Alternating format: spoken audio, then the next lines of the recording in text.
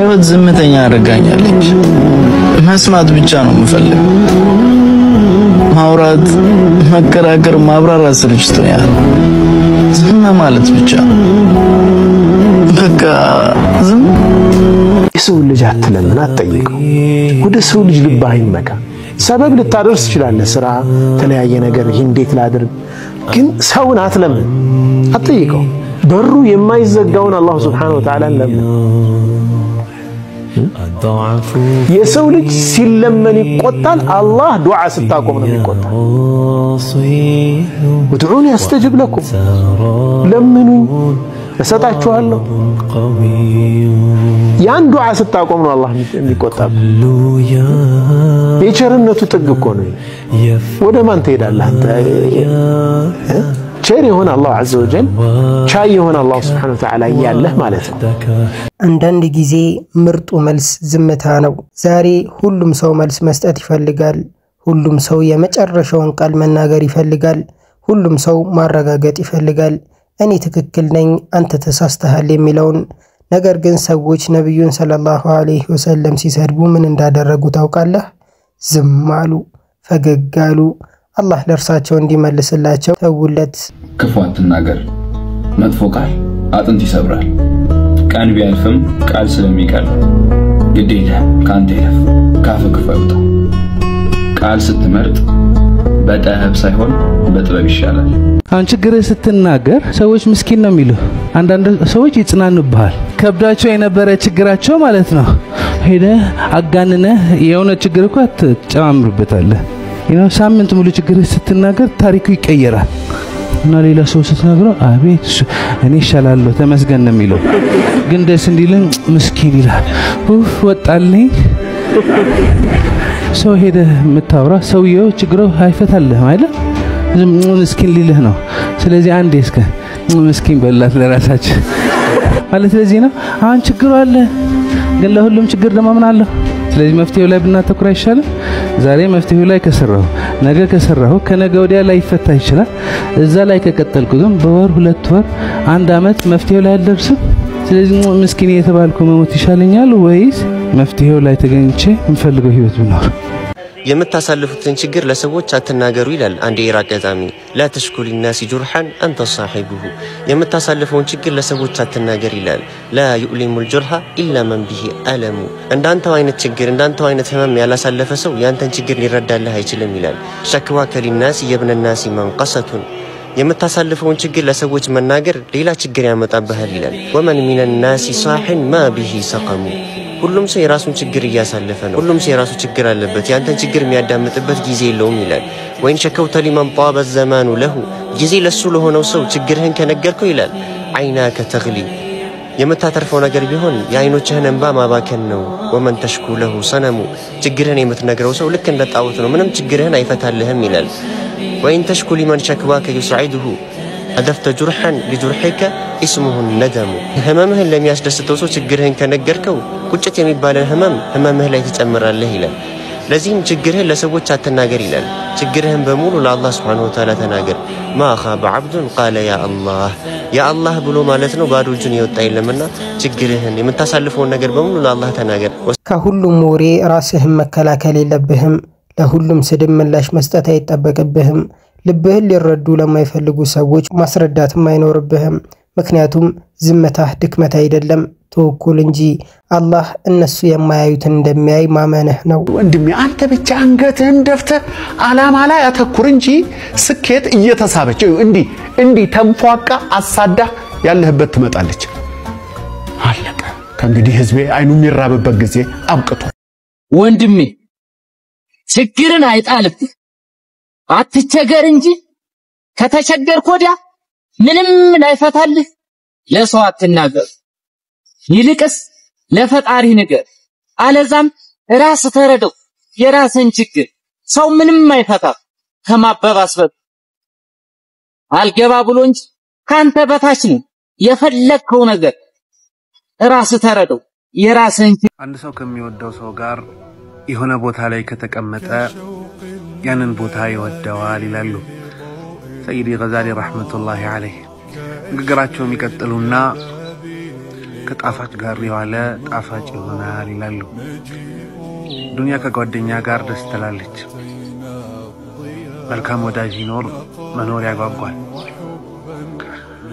አዎ ጓደኞቻችሁን ወንድሞቻችሁን አጥብቃችሁ ያዙ። ስላሉበት ሁኔታ ጠይቋቸው፣ እነሱን ለማስደሰት ሞክሩ። ታውቃላችሁ ዱንያ መልካም ጓደኛ ሲኖር ትሞላለች። ዑመር ረዲየላሁ ዐንሁ አንድ ሰው ከእስልምና በኋላ እንደ መልካም ጓደኛ የተሰጠው ምንም ነገር የለም ይላሉ።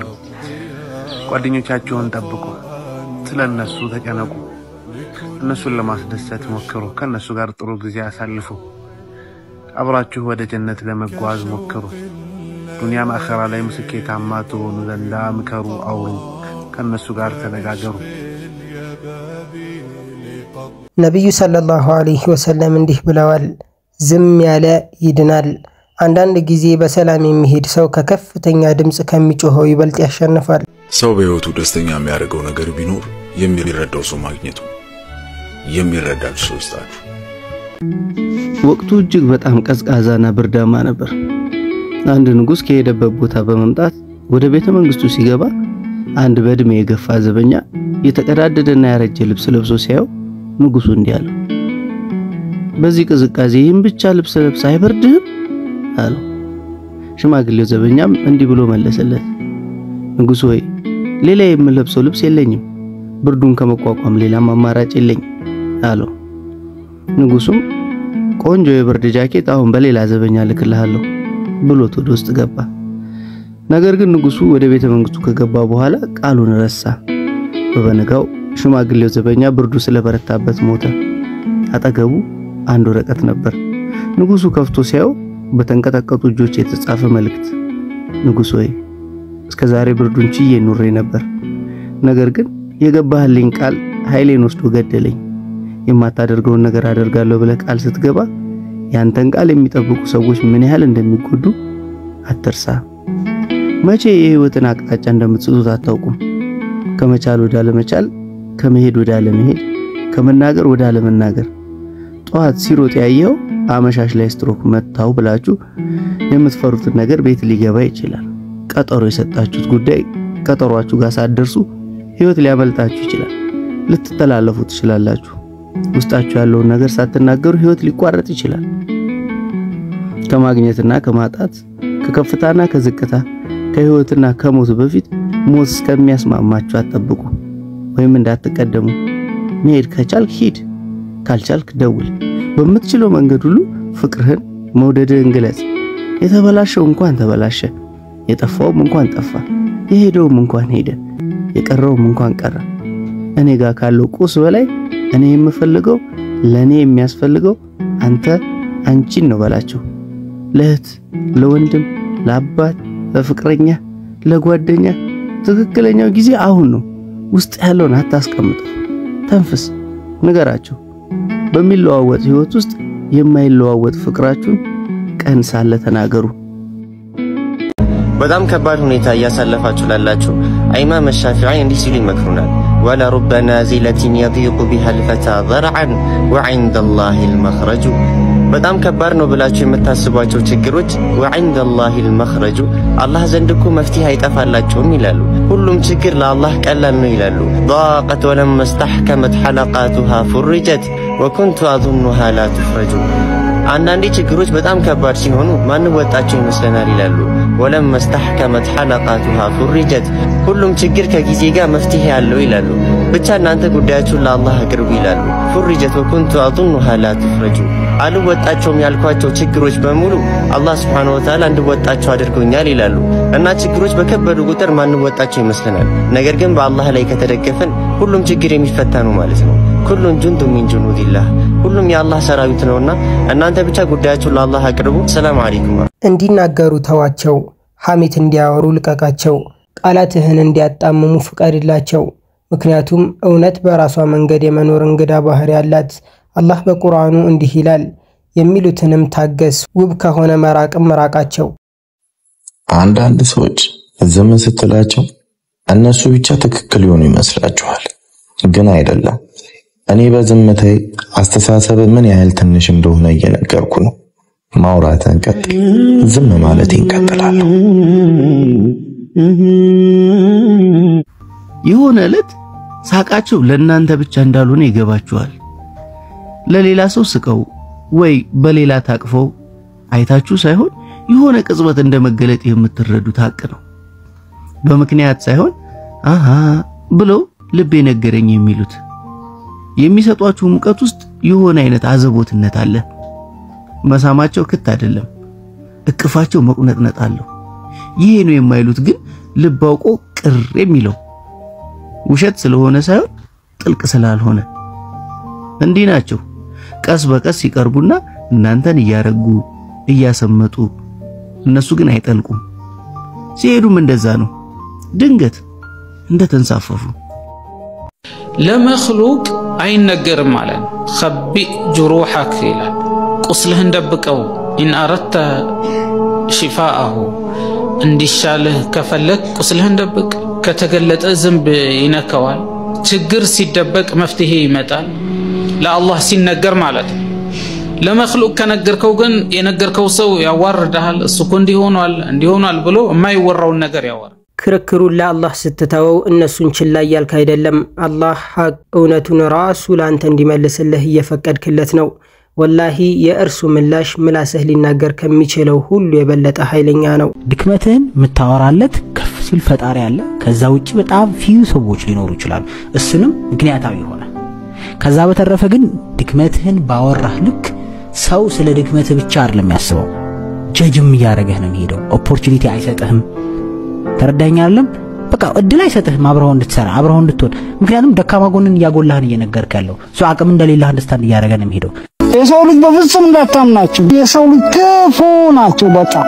እንደውም ልንገርህ ጓደኞችህ ናቸው ለአንተ ክፋት የሚያስቡህ በጣም። በቃ ስትሰቃይ ማየት ነው የሚፈልጉት። አንተ አልፎ በደህና ነገር ላይ ስትገኝ ማየት አይወዱም እና አንተን አሰቃይተው እነሱ ለማደግ ነው የሚፈልጉት። ክፉ ናቸው እነሱ። ሰዎች ብታውቃቸው እዚህ ዓለም ላይ መኖር ያስጠላሃል። እውነቴን ነው። ስለዚህ አንተ መበርታት ነው ያለብህ።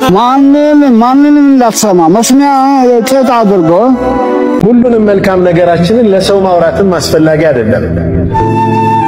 ለሰው ሁሉን ነገር ማውራት ሁለት ጉዳት ሊያመጣ ይችላል። አንደኛ በሰዎች ልብ ውስጥ ሐሰድን ወይም ምቀኝነትን ሊያጨር ይችላል።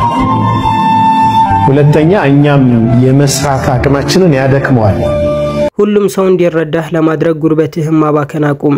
ሰዎችን ለማስደሰት አልተፈጠርክም፣ አላህን ለማስደሰት ነው የተፈጠርከው።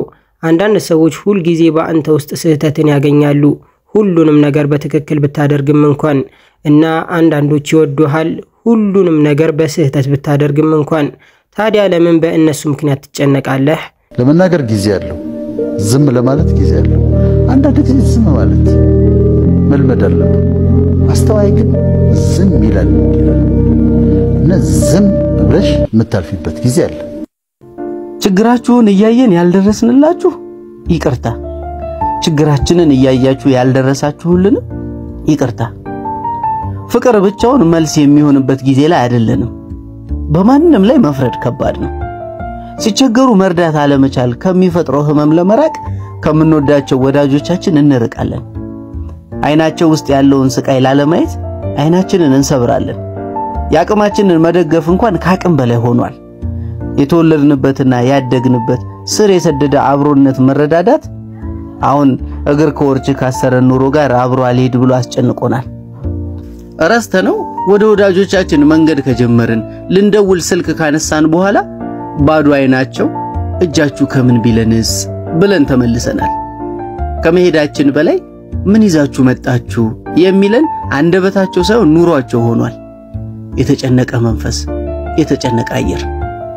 የማንንም እርዳታ የማይፈልጉ መንፈስ ጽኑ ወዳጆቻችን ነገሮች ካቅም በላይ ሆነውባቸው በአይናቸው ባዶ ኪሳችንን ሲቃኙ ብናይ መርዳቱ ቢቀር አንታዘባቸው።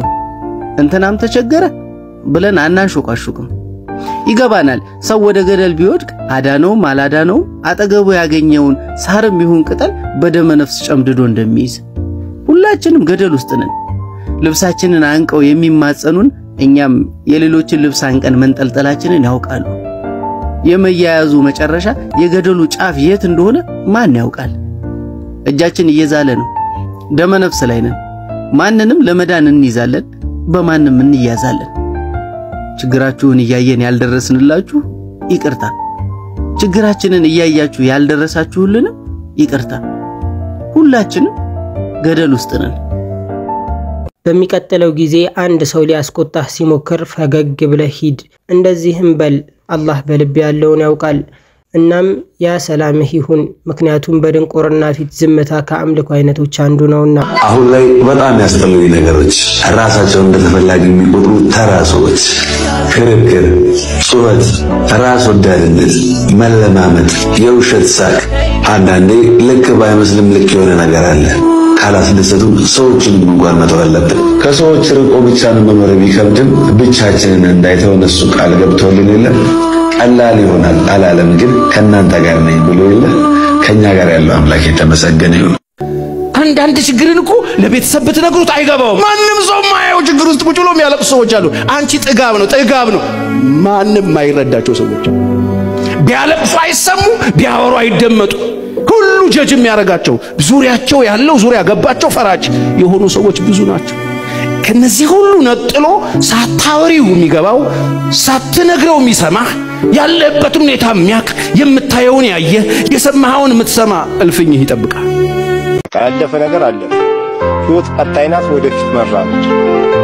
ባለፈ ነገር መጨነቅ መሳለሚያ ፌክ ይከታሉ። ገባ ጉቶ ምን እየከተቱ ማዞረው መሸጠው እነሱ እና በቃ ህዝቡ ይጮብኝ ጀመረ። ከዛ አንድ መንደር ውስጥ ተሰብስበው ሊበሉኝ ደርሰው አሮጊቶች ተቀበሉ። ከሰል ሁሉ ወጣ። ግማሽ ዘነዘና ግማሽ በቃ ካውት። ከዛ ምንድነው አንተ አርቲፊሻል ከሰል ኦሪጂናሉን አይዟችሁ ጋነብ ታገኙታላችሁ ትደርሱበታላችሁ። እዚህ ያለው ሁሉም አርቲፊሻል ነው አልኳቸው። ስቃው አንዱ አሮጊት ሁሉንም ይዘዋቸው ገቡና እውነቱን ነው። ለሰዎች መልስ መስጠት አያስፈልግህም፣ ለአላህ ግን መልስ መስጠት ያስፈልግሃል። እናም በሱ ፊት ስትቆም ችላ ያልካቸው ስድቦች ሁሉ በትዕግስት የቆየህባቸው ጊዜያት ሁሉ ከወርቅ የበለጠ ያበራሉ። በቃ ህይወት እንደዚህ ናት አትበሉኝ። እኔ እንደዚህ አልነበርኩም። ሰዎችን በጣም ወዳቸው ነበርኩ። ገፍተው ጥላቻን ዘሩብኝ እንጂ ሰዎችን በጣም አምን ነበርኩ። ክደው የማመን አቅሌን አሳቱኝ እንጂ እጫወት እስቅ ቀልድ ነበር። እየሳቁ ገለው ዳግም እንዳልስቅ አረጉኝ እንጂ ማን ነበር እንደኔ ለሰዎች ልቡን ተሎ የከፈተ? ማን ነበር እንዳይከፋቸው ለስሜታቸው የተጠነቀቀ? ማን ነበር እንደኔ በጠሩበት የተገኘ ብቻውን የቀረ? የመጣውበት መንገድ እንጂ እንዴ ቀረጸኝ። እኔማ እንዴ አልነበርኩ፣ ህይወት እንዴ አልነበረችም። ዝም የምለው አውሬ እንጂ አዳማጭ በሌለበት ዓለም ውስጥ ቃላት ማባከን ስለማልፈልግ ነው። ዝም የምለው አዳምጦ የሚፈርድ እንጂ የሚረዳ ስለሌለ ነው። ዝም የምለው ገና ማውራት ሲጀምር እኔም እኮ ብሎ ኢጎን የሚያራምድ ስለሚበዛ ነው። ዝም የምለው የተናገርኩትን ነገር ከሶስተኛው ወገን ደግሜ ስለምሰማው ነው። ዝምተኛውኛ አይደለም ዝም የምለው፣ አዳማጮኝም አይደለም ጆሮ ሰጥቼ የምሰማው። የራሱን ብሶት፣ ችግር፣ ሐዘን፣ የህይወት ስንክሳሩን አራግፎብህ ያንተን ሐሳብ ለመስማት ጊዜም ሞራልም ያጣል። ያኔ ሳትፈልግ አዳማጭም ዝምተኛም ትሆንና ዝም ብለህ ከራስ ጋር ብቻ ትማከራለህ። ዝምታ ወርቅ ነው ተብሎ የለ። እዚህ ቻናል ላይ የምንሰራው ኮንተንት የሚመቻችሁ ከሆነ የቴሌግራም ኮሚኒቲ አለን። እዛ ኮሚኒቲ ላይ የተለያየ ሐሳቦችን እያነሳን እንወያያለን። ከአላህ ጋር የሚያቀራርቡ የተለያዩ ቻሌንጆችን እናዘጋጅበታለን። እርስ በርስ እየተረዳዳንም አላህ የሚወዳቸውን ነገር ለማድረግ ወደሱ የበለጠ ለመቅረብ እንሞክራለን። መቀላቀል የምትፈልጉ ከሆነ ሊንኩን ኮሜንት ላይ አስቀምጥላችኋለሁ፣ ገብታችሁ ፎሎ አድርጉ። ወድቆ መነሳት ያለ ነው። መውደቁን አልፈራው፣ ለመፍታት ሞክራለሁ፣ እነሳለሁ። ህይወቴን በሙሉ አንድ ነገር ላይ አላንጠለጥልም። ክራይሲስ ይመጣል። ትልቁ ነገር ግን ኦኬ at the end of the day ሁሉ እንዳለ ሆኖ እንዴት ነው አይምሮዬን ሳላስነካም አልፈው? እንዴት ነው በሰላም የምተኛው? እንደ ስራ ሰራለሁ ብሎ ሰው ማበድ አለበት እንዴ? ስራ ተበላሸ ብሎ ሰው ራሱን ይገላል። ለቻናላችን አዲስ የሆናችሁ ሰዎች ወይም ደግሞ እስካሁን ሰብስክራይብ ያላደረጋችሁ ሰዎች ካላችሁ ሰብስክራይብ በማድረግ ቤተሰብ ሆኑ።